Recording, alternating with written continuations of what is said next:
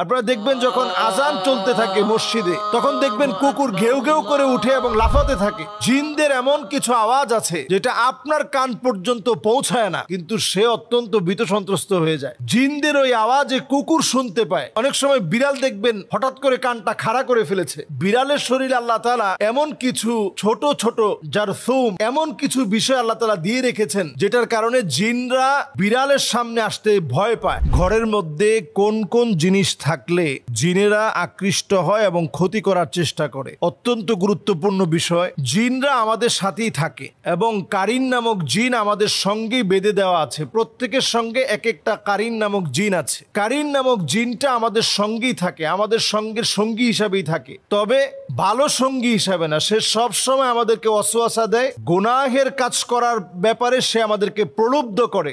এবার আসুন, ঘরের মধ্যে কোন কোন জায়গায় কোন কোন বিষয়ের কারণে জিন আসে। যেমন ধরুন, আমাদের ঘরের মধ্যে আমরা অনেক সময় জুনজুনি রাখি এবং পর্দাগুলোর ভিতরে এখন স্টাইলিস্ট যে পর্দাগুলো রয়েছে, ওই পর্দাগুলোর ভিতরে আপনি দেখবেন যে জুনজুনি বাজতে থাকে। এগুলো আমরা এখন প্রত্যেকের ঘরে এখন ফ্যাশনেবল এই পর্দাগুলো ব্যবহার করি এবং